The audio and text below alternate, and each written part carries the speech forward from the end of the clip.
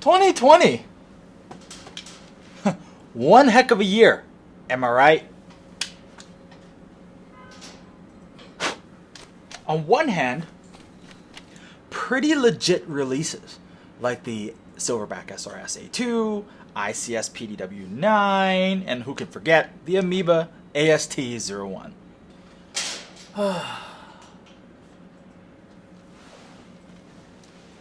On the other hand, COVID-19. COVID sucks, and a lot of us gotta go back to round 2, 3, 4, whatever of quarantine, lockdown, stay at home, work from home, shelter in place, whatever you want to call it. And it is during these strange times that our friends in VFC have decided that they want to deliver to you possibly the most advanced AEG you can buy out of the box. Right to your door. This guy right here. This is the VFC Samurai Edge CQB version.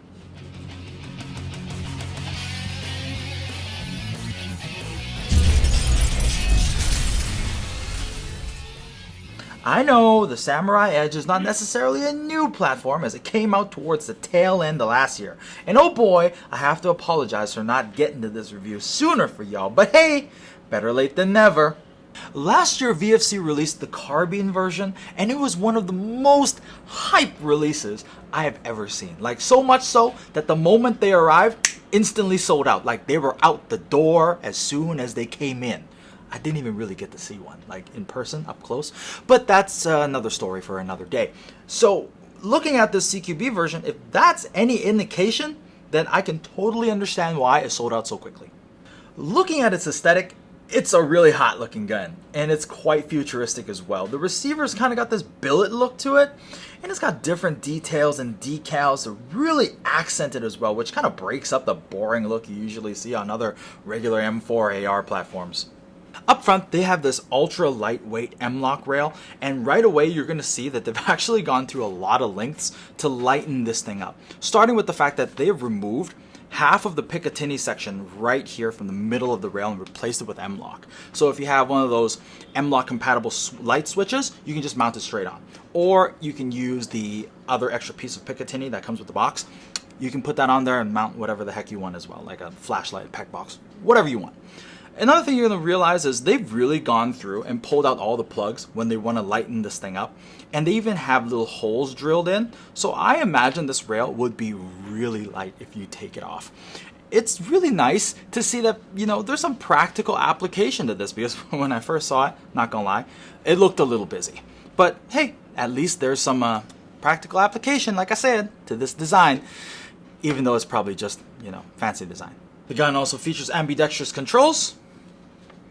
Really cool lightning red trigger, so that's why you know it's going to shoot fast, right? I think red goes faster. And of course, it's QRS furniture such as the magazine, pistol grip, and stock. And not to mention, flip up front and rear sights. A little stiff, but that's a good thing, right? Now, if we're here only talking about the merits of the gun based solely on the looks alone, we can call it a review right now. Just wrap it up, take her to the range, and shoot the thing. But I know most of y'all are here not for that. So let's get into the meat of the gun, which are the internals and what makes it special. Being an advanced AEG, let's do a little bit of a dive into the history of the AEG itself. It was Tokyo Marui that first put the term AEG into the mainstream by launching the old FAMAS way back when. During the early days of airsoft, people usually used springers and early iterations of HPA, and of course the different offerings using gas, which were with and without blowback. However, when TM introduced the AEG, the landscape of airsoft was changed forever, and now it's safe to say that AEGs are the single most ubiquitous platform there is out there. However, after that, there really wasn't further innovation made to it as a whole. I mean, now we have different MOSFETs and electronics that can add to our guns to bring them into the digital world, not to mention the wide variety of upgrade parts like high-speed gears to supercharge your AEG. But there has yet to be an advanced AEG out of the box that included all of these features, well, until the Samurai Edge. I know. Some of these features, yes, have made it into other out-of-the-box guns, notably like the ICS PDW9. But just think about this. The Samurai Edge didn't really come out till towards the tail end of last year, meaning that there were still a lot of guns, even considered more higher-end AEGs, that didn't have all these things coming out of the box that you would see now in all these so-called higher-end AEGs. So just think about that for a moment. 2019. Wow. The heart and soul of the Samurai Edge is based off the critically acclaimed VFC Virgo system, which at the time of its release just came as a kit. It comes with upgrades such as a brushless motor, programmable fire selector, and of course reinforced parts, just to name a few, which means they were already a step above the VR16s and even better than what you would find in the Avalon series. In addition, they use maple leaf inner barrels and hop-ups. So when VFC packed all this goodness into one package, you can just imagine the hype going into this gun. The gun is programmable to 3 different modes, in which I'll show you how to do that just a little bit further in the video.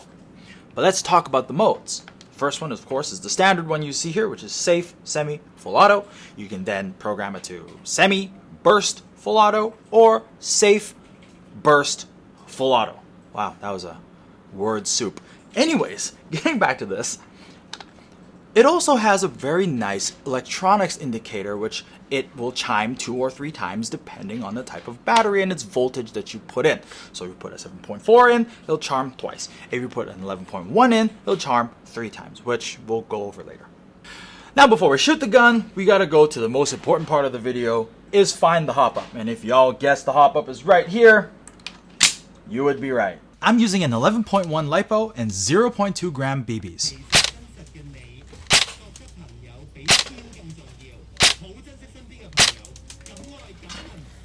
So welcome to the warehouse. So after chronoing the gun, I want to go through a few things we talked about earlier, such as programming the fire mode, and now I have 11.1 LiPo inside this gun, which I'm going to connect this with T-plugs, by the way.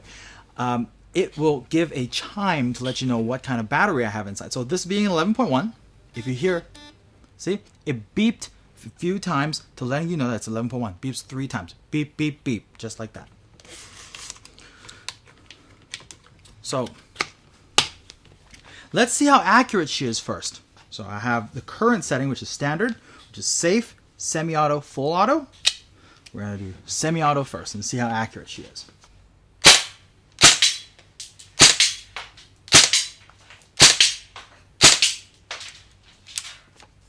Let's quickly take a look at those results, and then we're going to get into programming the gun.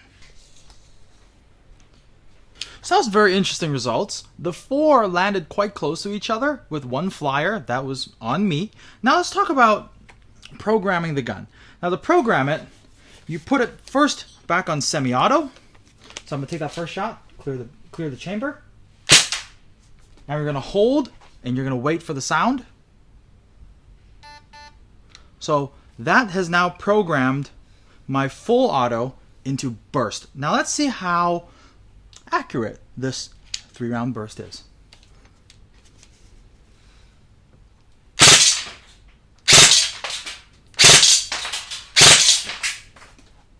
The burst is fantastic. I think the rate of fire is really good. The trigger, I like these flat triggers with the hook on the bottom. Hooks onto my finger nicely. And the texturing is great. I wish the angle was a little bit more aggressive though.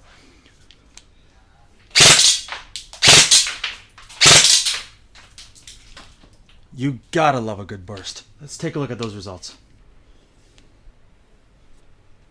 Now finally, we're gonna put in a final mode, which will turn semi-auto into 3-round burst, and full auto will remain full auto. So how to do that? I'm gonna put it back on semi. I'm gonna clear it. Hold it. Wait for it.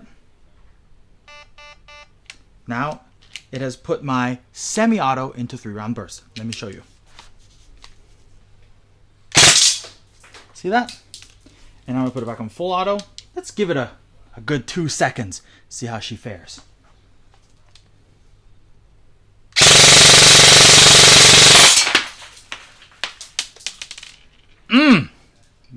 gotta love it.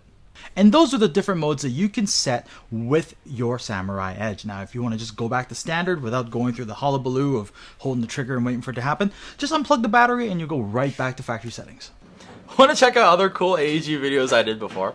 Why don't you check out the one I did for the ICS PDW9.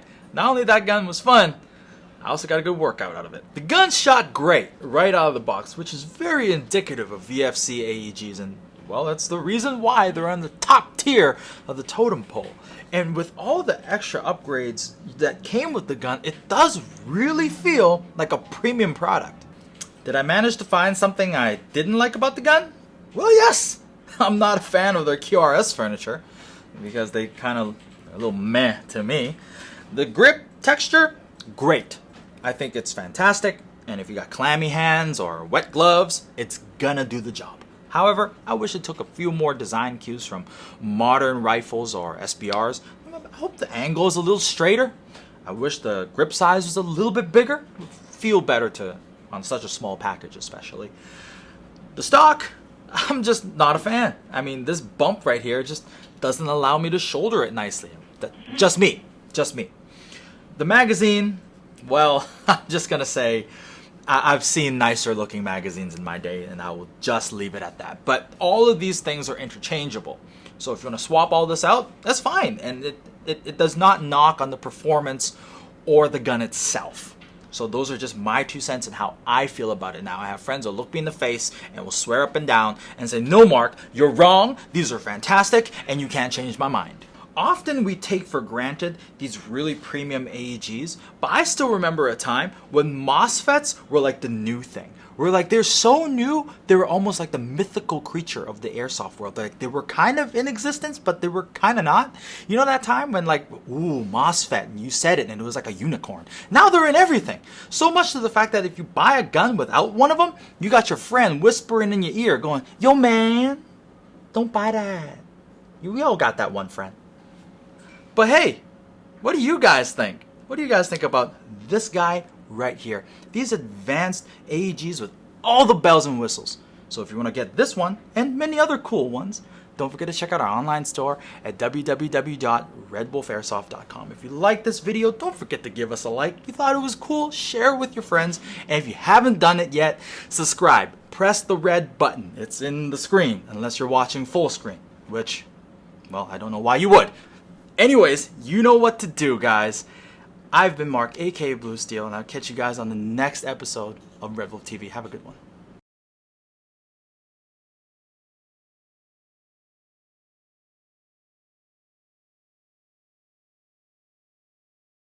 You see this like M-lock rail section?